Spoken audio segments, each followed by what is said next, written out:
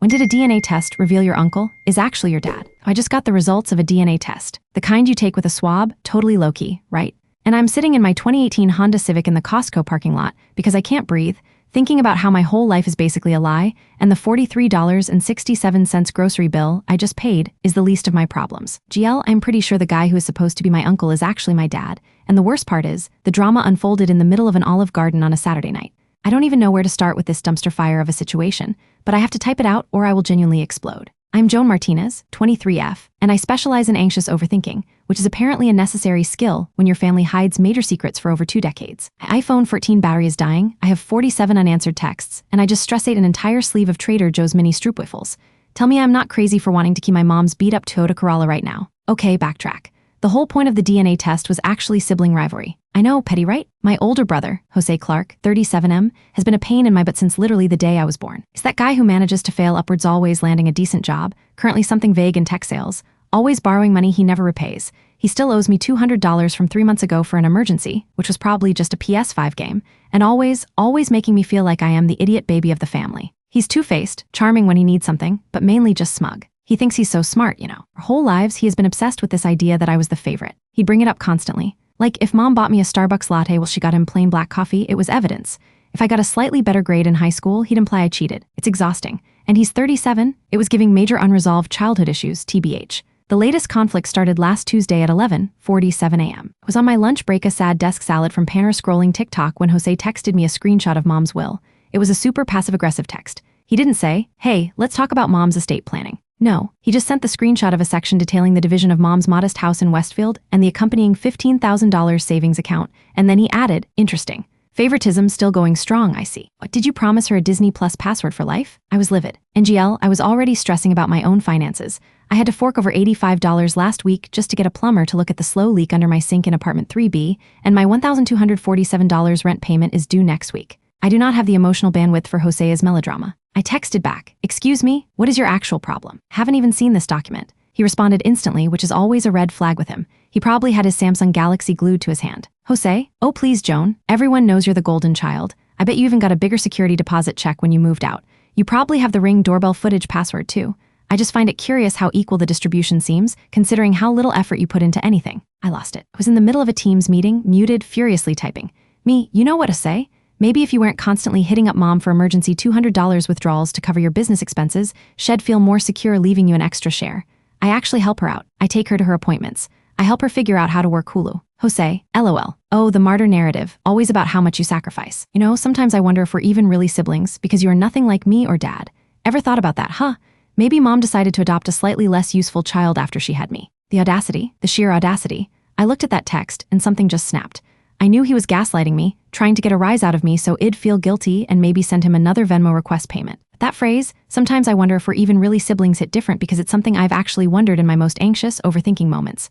I look nothing like him. Jose is tall, blonde, and has these piercing blue eyes.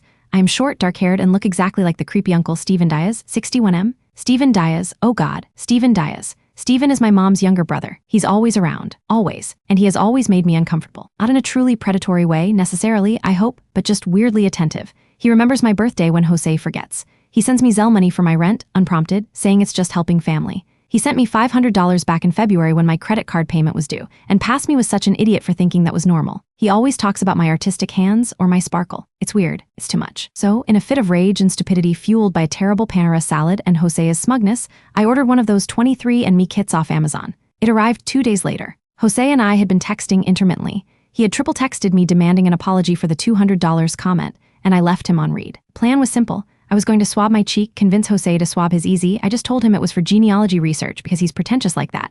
And then, when the results came back confirming we were full siblings, I was going to print out the results, frame them, and mail them to him with a note that said, still the golden child certified by science. Suck it, petty? Yes. Necessary for my mental health? Absolutely. The results took about 3 weeks. I spent those 3 weeks obsessing over Steven Diaz. I pulled up old family photos. I noticed the way his nose curved exactly like mine. I noticed the small, dark freckle pattern on his left cheekbone was identical to mine. I even pulled up his Facebook and saw he used to work at the same office building downtown, 5th floor, where my mom worked back in the mid-90s, right before I was born. The math wasn't mathing. I started having full-blown panic attacks, the kind where your chest gets tight and you feel like you might throw up. I wanted to call my therapist, but I couldn't get an appointment for 3 weeks because my insurance deductible wasn't met. Then, Friday night, I got the email. Results ready. I was sitting on my couch watching Love is Blind and eating Talenti gelato. My hands were shaking so hard I almost dropped my cracked screen iPhone. I clicked the link. Scrolled down past the annoying percentages about Neanderthal DNA and propensity for liking cilantro. And then I saw the relative match section. Jose Clark was listed as my half-sibling.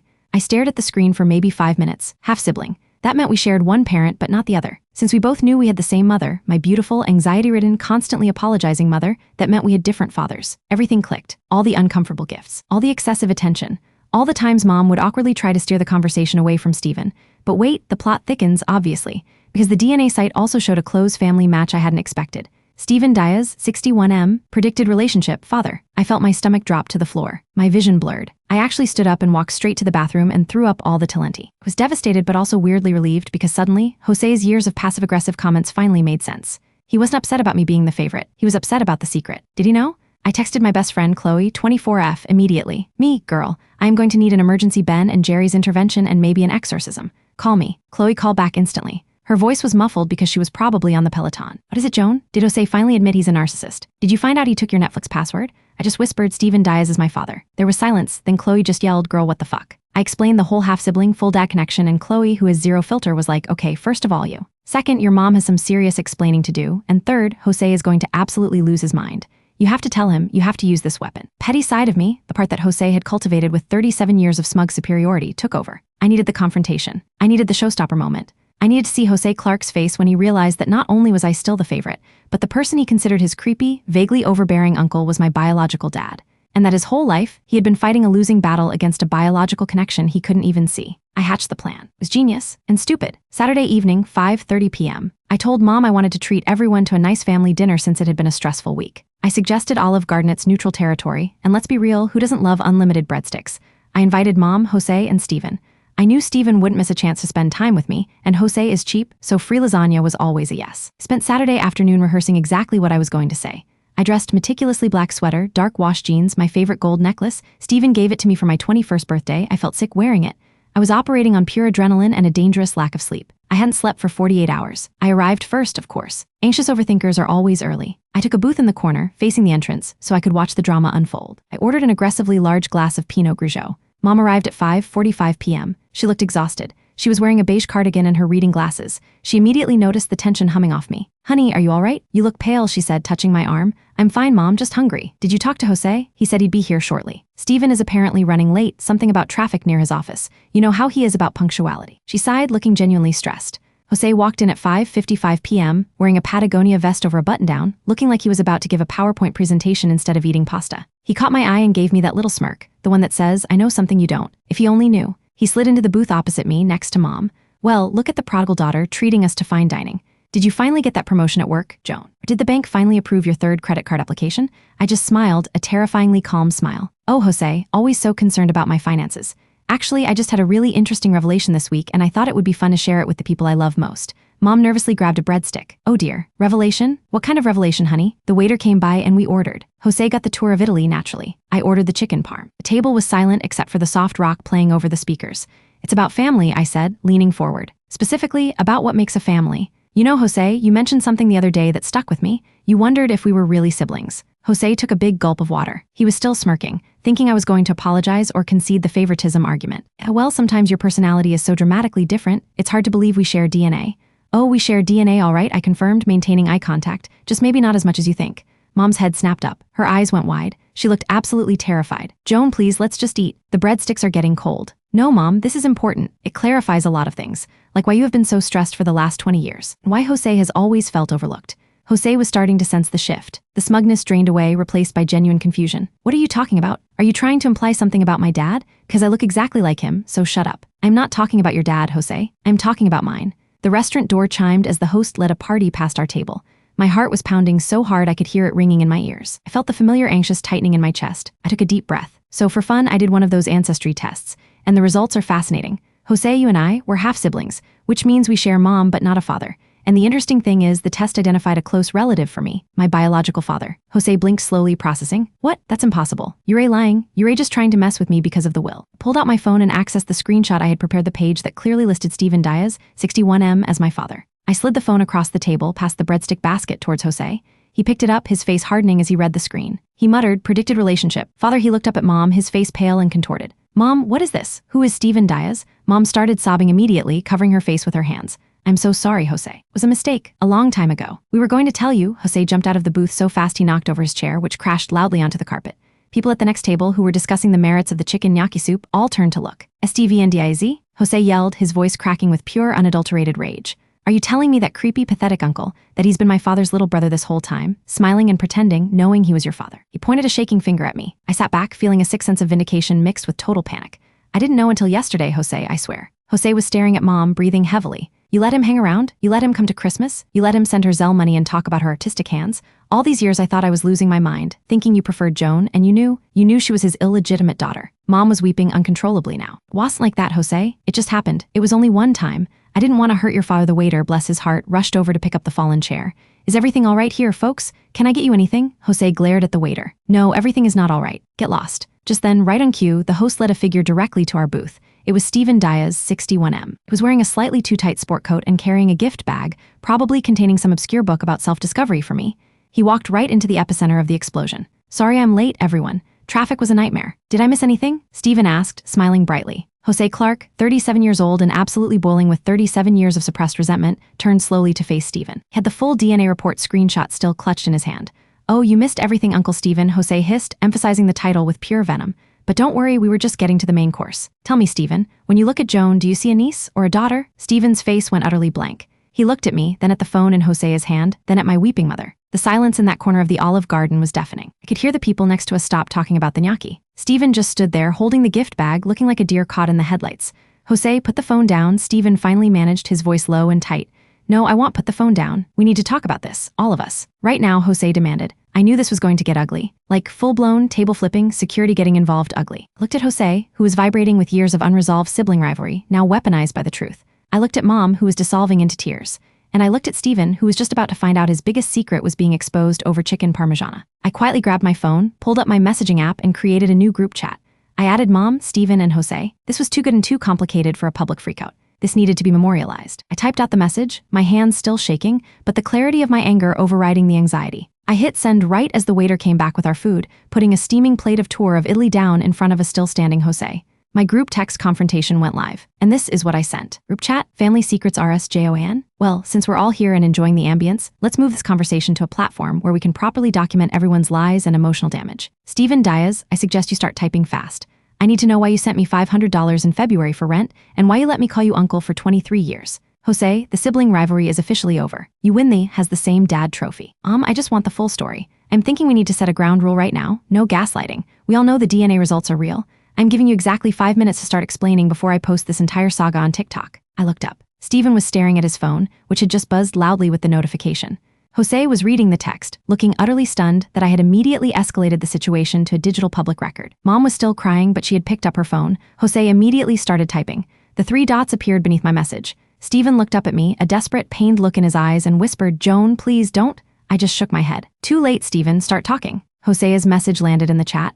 It was a run-on sentence full of typos. JOSE, are you seriously threatening to post this on TikTok right now? I am going to kill you, Joan. This is the most selfish thing you have ever done, and I am not talking till I see your birth certificate, and I want to know the truth about the will. I want to know why you get more. Steven's message landed right after Jose's, surprisingly coherent. SDEVN. I will explain everything, but please, Joan, delete the chat. I beg you. I have so much I need to tell you. I never wanted you to find out this way, but the answer to your question is yes. I am your father. We need to meet privately. And then, before I could respond, my mom sent a single, terrifying text. Mom, Steven, you need to tell them about the other secret. I froze. Jose froze. Steven just dropped his phone onto the table with a clatter, his face going white as the Olive Garden tablecloth. The other secret? I snatched my phone back up, my anxiety spiking to a dangerous level. I had found out my uncle was my dad, and now there was another layer. This wasn't just about sibling rivalry anymore. This was a whole conspiracy. I looked at Jose. He looked back at me, and for the first time in 23 years, there was no smugness, no superiority, just terror. I started typing a furious response, demanding clarification right there in the chat, but my phone battery suddenly died. Screen went black. Gone. I had been sitting at 3% for the last 5 minutes, stupidly ignoring the notification. I was left in the middle of a very crowded Olive Garden, with a shocked, potentially homicidal brother, a sobbing mother, and a father who just admitted to another secret, and absolutely no way to follow up on the cliffhanger I had just created. I need to charge my phone right now. I need to know what the hell the other secret is, and I need to know if I'm going to have to pay that $347 bill that's sitting on the table. Someone tell me I'm not the asshole for blowing up my family over free breadsticks. To be continued, because I literally cannot leave this hanging. My charger is in the car. BRB, send help, and maybe a lawyer. I drove straight to Costco because it was the first place with open charging stations that wasn't my house, which I refused to go to right now. I'm shaking so hard I can barely hold the Tilenti container. I literally sprinted through the Costco parking lot. You know how those places are huge, and the charging stations are never conveniently located. I had to find a plug near the customer service desk, which means I was now sitting on a bench next to a pallet of oversized paper towels, trying to revive my iPhone 14, still wearing the gold necklace Steven gave me. I felt like I was starring in a low-budget, highly caffeinated thriller called The Costco Conspiracy. My hands were shaking so hard I spilled the Tilenti on my jeans. I couldn't focus. All I could think about was that single, horrifying text from my mom. Steven, you need to tell them about the other secret. The first few minutes, the phone just showed the red low battery icon. Pure torture. I felt this primal urge to just scream. I was supposed to be processing the fact that my entire life was a lie, not worrying about the logistics of charging a phone next to 3 old ladies arguing about the price of frozen tilapia. Finally, the screen flickers to life. 1%. I opened the group chat immediately. The silence in the chat was louder than Jose yelling about his father. Group chat, family secrets are us, JOAN. Mom, what is the other secret? SDVN, you have 1 minute. Mom, Joan please honey I'm driving right now, I can't look at my phone, Jose is yelling and Steven is gone, JOSC, gone. Do you mean gone? He just walked out, the cheap bastard left us with the bill, and he's probably running to his lawyer right now. I knew this was his plan. Mom, are you serious? Are you defending him? I swear to God, Mom, if you don't tell me what this other secret is, I am going to call Dad right now and tell him everything. SDVN. Silence. He was definitely gone. JOAN? Mom, did JOSC Stead know? Is that the secret? Or is IT worse? I need answers now. Literally sitting in a Costco charging my phone and stress eating ice cream, don't make me come back there. Mom, it's not about your father, Jose. He never knew. It's about Steven. And his job. Please, Joan, I can't type this out. I'm almost home. I need to talk to you. His job? What did his vague office job have to do with anything? Steven wasn't some international spy. He was a guy who sent me weird Zelle money and had artistic hands. I texted Chloe, my friend, ME. Emergency. Phone died, charged it at Costco. Mom says Steven has another secret related to his job. Jose is threatening to call his dad. I think I'm having a psychotic break. CHLOE, OMG. What? Did you pay the Olive Garden bill? Priorities, Joan. A secret about his job? Is he like in witness protection? Did he run off with the breadsticks? Get out of Costco and call me. Walk me through the chaos. I realized I hadn't paid the $347 bill. Of course. Jose wouldn't pay it, Steven was gone, and Mom was too distraught. I was the one who suggested Olive Garden. I was on the hook. NGL, the indignity of having to pay for a dramatic family explosion was almost worse than the fact that my uncle was my dad. I Venmo requested Jose the full amount, adding a note. You wanted to win, you pay for the battlefield. He left it on read naturally, still waiting for that $347 TBH. I drove home slowly. Anxiety was a physical weight in my chest. I couldn't face my apartment 3B, where I'd spent 3 weeks obsessing over Steven Diaz's Facebook photos. I drove straight to Chloe's. When I got there, she was waiting with 2 huge glasses of cheap wine and a box of pizza. She immediately took my phone. You are not allowed to text them until you drink half this wine and tell me everything that happened after your battery died. Spent the next 2 hours recounting the scene. The crash of the chair, Steven walking in, Jose's fury, Mom's tears, the terror of the other secret. Chloe was amazing. She was raging on my behalf. His job, Joan, this is next level soap opera. He's probably a secret billionaire and that's why he was sending you $500. Or he's secretly married to 5 other people. Or he's running an underground cat smuggling ring. I felt a little better, mostly thanks to the wine. I took my phone back. It was 9:30 p.m. I had 17 new messages in the group chat, mostly from Jose, and 3 voicemails from Mom. I started with the group chat. Group chat, family secrets are us, JOSE. Mom, stop driving and tell me you're not joking about this job thing. This is insane. Steven has worked at the same place for 20 years. I see his Christmas cards. Every year he's boring. He's not hiding anything. He's just pathetic and creepy. And I knew it, Mom. Jose, I'm home. I'll call you. It's not about his job itself. It's about what he did. It was complicated. Joan, please call me. Steve EN. Jose, Joan, please don't let your anger damage our relationships further. I love you both. I have secured an attorney and I am willing to meet with you privately, Joan, to discuss the details in the future. Mom, I trusted you to keep this quiet. I'm devastated. I will text you both on Monday morning with logistics. Wait, Steven had an attorney already? This man was prepared. He wasn't just some schmuck who had a one-night stand 2 decades ago. He was actively managing this liability. The calm, calculated tone of his text was scarier than Jose's rage. Jose's final text before I went silent was the most telling. JOSC, Joan, I am coming over to your apartment right now. I need to know everything you know. You started this, you finish it. I want to see the DNA test results in person. I laughed weakly. Chloe, Jose is coming over to 3B. He thinks I'm home. Chloe just looked at me, serious for the first time. Stay here, he's furious. And now you're his co-conspirator. You don't need to be alone when he processes 37 years of suppressed daddy issues. I realized she was right. Jose was dangerous right now, not physically, but emotionally. He was looking for someone to blame, and I was the easy target who delivered the bad news. I decided to call Mom first. I needed to hear her voice and gauge the level of panic. Mom, I started, trying to keep my voice even. What is the other secret? Tell me the high points. She immediately started crying again.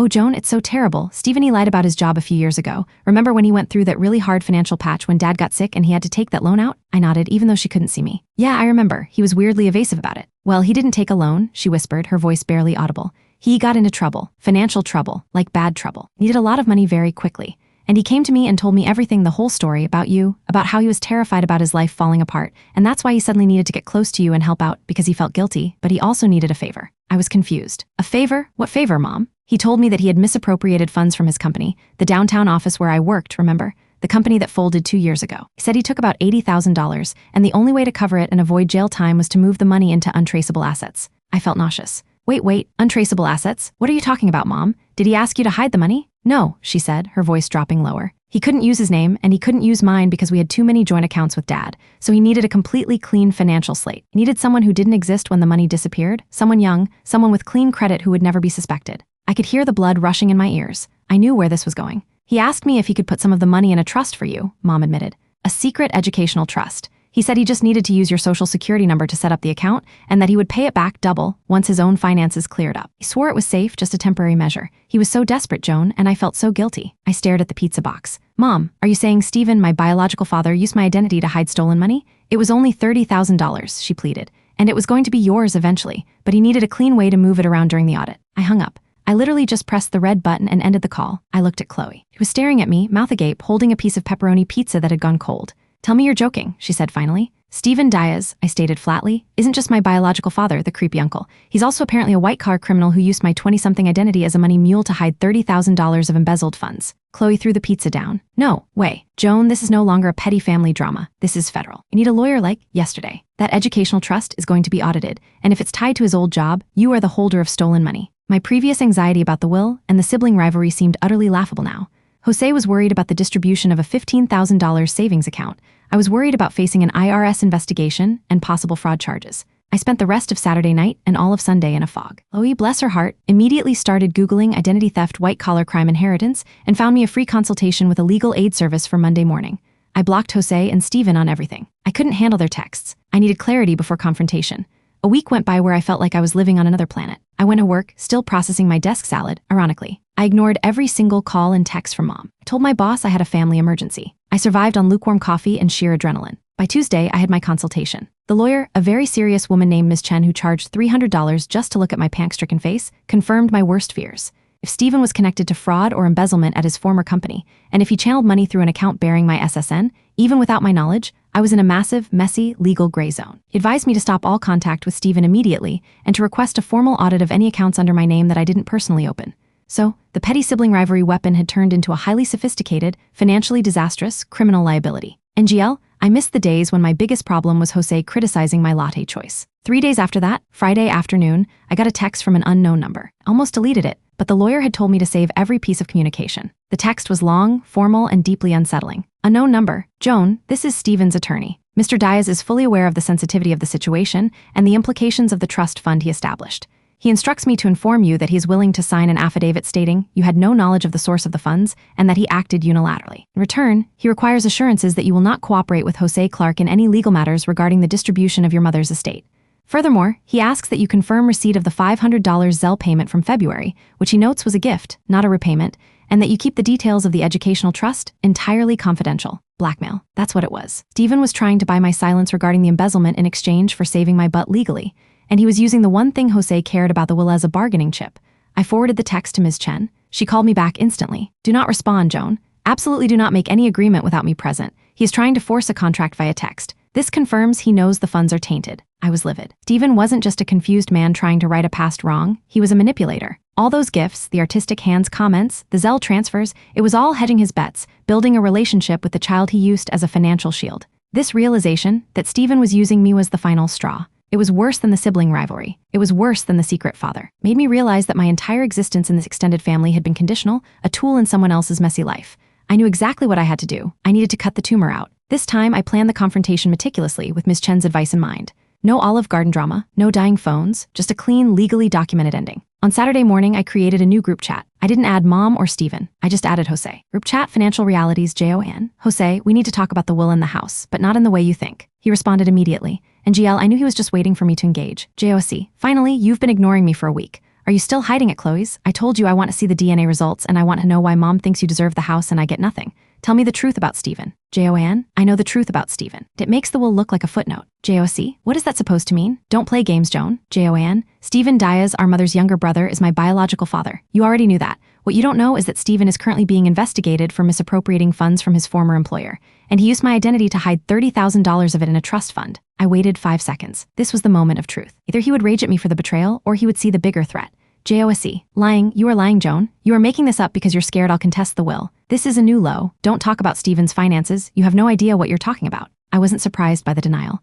Jose always defaulted to believing I was the manipulative one. Joanne, attached is a screenshot of the text I received from Stephen's attorney this afternoon. Pay attention to the part where he offers an affidavit for my silence regarding the educational trust in exchange for me not interfering with the will. I sent the screenshot. I waited again. JOC, typing. Holy S, what the hell, Joan? This is real. This means he's facing jail time. And he put you at risk? Mom let him do this to you? This is unbelievable. I thought he was just a creepy weirdo who liked you too much. JOAN, he did. He liked me enough to use my clean credit history. He liked me enough to try and pit me against you one last time to protect his own butt. This was my moment. The sibling rivalry didn't matter anymore. We were suddenly two half-siblings facing a mutual enemy, the man who was my father and his uncle, who had used and lied to both of us. Joanne, Jose, for 23 years, you have been obsessed with the idea that I was the favorite. Focused on the Starbucks and the will, thinking I was getting special treatment.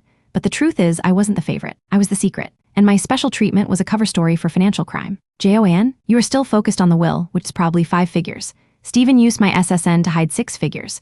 We need to stop arguing over who gets Mom's ceramic owl collection and start focusing on protecting ourselves from Stephen and Mom's enabling behavior. This was the significant character development for Jose I had hoped for. The realization of the scope of the betrayal and the fact that he was fighting the wrong battle finally hit him. JOC, I don't care about the will. I mean I do, but not like this. I can't believe Mom let this happen. I can't believe I called Stephen uncle at every Thanksgiving. Joan, I'm sorry, I was wrong. I was so angry about being left out of the house distribution, but you were being set up for a crime. Sorry, the apology was genuine. It was clumsy, full of typos and raw emotion, but it was the first time Jose had ever apologized to me in my adult life without sarcasm.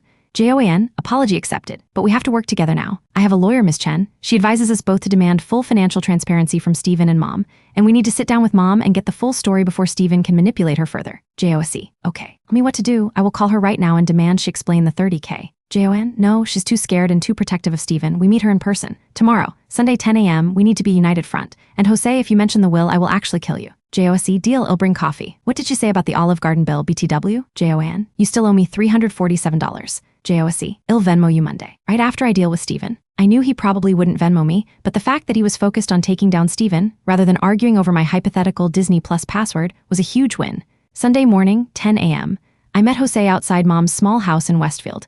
We hadn't been in the same room for a week, not since the Olive Garden disaster. He was surprisingly subdued. Was holding 2 Starbucks cups, a plain black coffee for himself, and a complicated latte with extra caramel for me. The symbolism wasn't lost on either of us. Look, Jose said, handing me the latte. I know I've been an absolute jerk for 23 years. I genuinely thought I was fighting for my share of attention and money, but seeing that lawyer text I realized I wasn't fighting the favoritism. I was fighting the truth. I was reacting to the secret my whole life. Always felt like an outsider, and I just projected that feeling onto you being the golden child. I know, I admitted. I was an idiot for letting the rivalry go on so long. I used the DNA test as a weapon of petty revenge, and now it's come back as a federal indictment. We walked into the house, united for the first time. Mom was sitting at the kitchen table, looking like she hadn't slept in a week. There were crumpled tissues everywhere. The next 3 hours were brutal. Jose and I, side by side, demanded every detail. Mom finally fully broke down. She confirmed Stephen's story about the embezzlement from 3 years ago. He was the controller at his company, realized he was going to be audited, and needed to shift the funds to a safe harbor immediately. He knew my mother was riddled with guilt over the affair and my birth, so he leveraged her secret. He told her he would go to jail if she didn't help, and then he would be the one losing his family. He said he was doing it for Joan, so she'd have an education fund, Mom cried. I know it sounds stupid, but I thought I was protecting him and securing your future. I didn't realize how much danger I was putting you in, honey. I am so sorry. I should have told you years ago. Jose was quietly furious. So Dad's financial security, my future, and Joan's freedom were all secondary to protecting Stephen's pathetic lies. You risked Joan's identity for a man who dumped her existence on you 2 decades ago? I know, Mom whispered. I know. We spent the rest of the day gathering documentation.